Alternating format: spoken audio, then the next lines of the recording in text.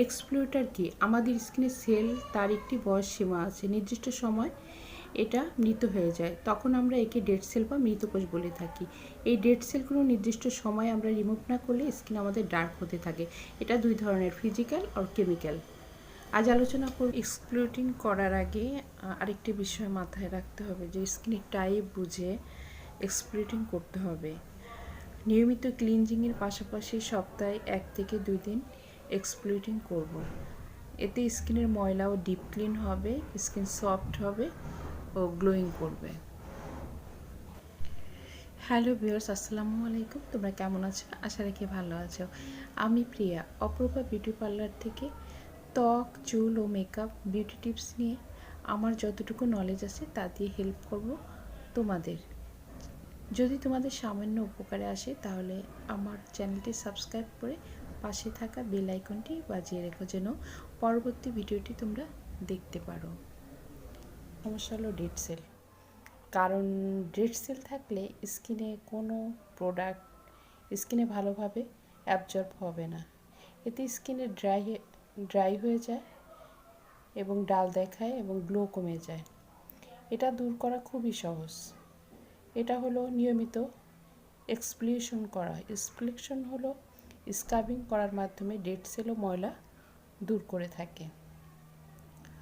আমরা প্রতিদিন face wash, body wash দিয়ে স্কিন ক্লিন করি, অথবা এই বডি ওয়াশ, ফেস ওয়াশ আসলে কি আমাদের স্কিনের জন্য কি যথেষ্ট?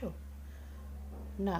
তবে নিয়মিত ক্লিনজিংয়ের পাশাপাশি সপ্তাহে 1 দিন এক্সফোলিয়েটিং করতে হবে। এতে স্কিনের ময়লা ডিপ ক্লিন করবে এবং স্কিন সফট হবে। যাদের স্কিন ড্রাই তারা অবশ্যই স্কিন ড্রাই অথবা সেন্সিটিভ তাদের জন্য ফ্রুট অ্যাসিড যেমন আলফা হাইড্রিক্স অ্যাসিড সমৃদ্ধ স্ক্রাব ব্যবহার করবে। যেহেতু আমি আজকে নিয়েছি যেমন ফ্রুট হ্যাবিট, যেটা ন্যাচারাল মিক্স ফেসিয়াল স্ক্রাব। এটা খুবই ভালো, বিভিন্ন ফ্রুট দিয়ে তৈরি করা এই স্ক্রাবটি। আর নিয়েছি আমি স্কিন ক্লিন করার জন্য হোয়াইটিং ফেসিয়াল ফোম। আমাদের স্কিনের সঠিক স্ক্রাব যেমন খুঁজে পাওয়া যতটা জরুরি, ঠিক ততটা আমাদের স্টেপগুলো ফলো করা। তাহলে আজ দেখো আমি কিভাবে স্ক্রাব করব।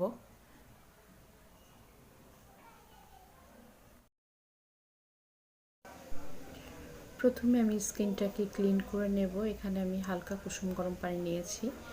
হালকা কুসুম গরম পানি দিয়ে স্কিনটাকে ভালো করে মুছে নেব। এরপর নিতে হবে আমার একটা ফেস ওয়াশ। আমি এখানে একটা ফোমিং ফেস ওয়াশ নিয়েছি। তোমাদের কাছে যদি অন্য কোনো ফেস ওয়াশ থাকে তোমরা সেটাও নিতে পারো। এই ফেস ওয়াশটা দিয়ে আমি 2 থেকে 3 মিনিট ম্যাসাজ করব। যে কোনো স্ক্রাবের ব্যবহারের আগে অবশ্যই আমার স্কিনটাকে ক্লিন করতে হবে। স্ক্রাব ব্যবহার করি অথবা প্যাক ব্যবহার করি বা কোনো উপটান ব্যবহার করি, প্রথম আমরা স্কিনটা ক্লিন করে নেব। এভাবে আমি 2-3 মিনিট ম্যাসাজ করার পরে স্কিনটাকে ক্লিন করে নেব। তবে আমরা যখন স্ক্রাবিং করব খুব আলতো হাতে স্ক্রাবিং করতে হবে।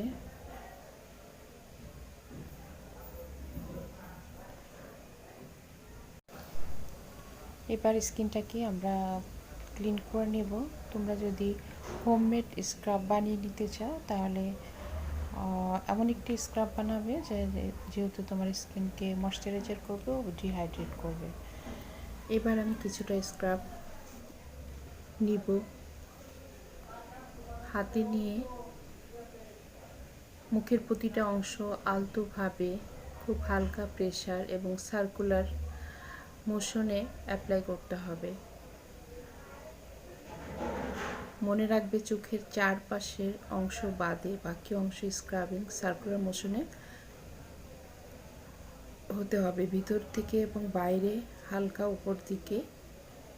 চোখের চারপাশের অংশ স্ক্রাবিংয়ের সময় বিশেষ সতর্কতা অবলম্বন করা উচিত, কেননা এই অংশের চামড়ার অন্যান্য অংশের তুলনায় অনেক পাতলা থাকে। সামান্য ভুলের জন্য এই অংশে ভাঁজ বা রিঙ্কেল পড়তে পারে। এই অংশে স্ক্রাবিং হতে হবে খুব আলতো হাতে এবং চোখের নিচে পাতলা অংশ সার্কুলার মোশন হবে বাইরে থেকে ভিতরে। তবে কোনো স্ট্রং কেমিক্যালের সমৃদ্ধ স্ক্রাব চোখের আশেপাশে ব্যবহার করা যাবে না। সবার একটি প্রশ্ন থাকে যে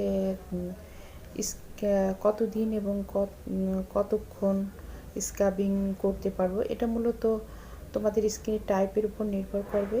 ড্রাই স্কিন এবং সেন্সিটিভ স্কিন হলে 30 সেকেন্ড থেকে 1 মিনিট স্ক্রাবিং করা যাবে, আর এটা সপ্তাহে 1 দিন করা উচিত। তবে যাদের স্কিন অয়েলি তারা সপ্তাহে 2 দিন স্ক্রাবিং করতে পারো, আর সময়টা হচ্ছে 2 মিনিট স্ক্রাবিং করলে ভালো হবে।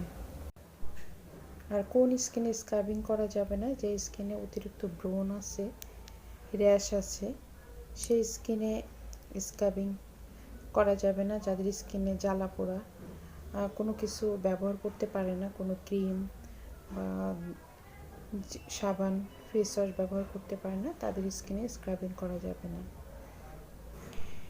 এবার স্কিনটাকে আমি মুছে নেব। এরপর ভালো একটা ময়শ্চারাইজার লাগাতে হবে। তোমাদের কাছে যে ময়শ্চারাইজার থাকে সেটাই তোমরা ইউজ করতে পারো। আমি এখানে নিয়েছি লেকমি পিস মিল্ক ময়শ্চারাইজার। এই ময়শ্চারাইজারটা খুবই ভালো, আমি এই ময়শ্চারাইজারটা সবসময় ব্যবহার করি। আমার এই ভিডিওটি যদি ভালো লেগে থাকে অবশ্যই লাইক, কমেন্ট, শেয়ার ও সাবস্ক্রাইব করবে। যারা সাবস্ক্রাইব করছে তাদেরকে অসংখ্য অসংখ্য ধন্যবাদ। আমার এই চ্যানেলটি নতুন, চেষ্টা করছি আমি যতটুকু জানি তোমাদের মাঝে ছড়িয়ে দেওয়ার জন্য। বিশেষ করে বিগিনার যারা নতুন তাদের জন্যই আমার এই চেষ্টা। আজ এ পর্যন্ত আবার নতুন কোনো ভিডিও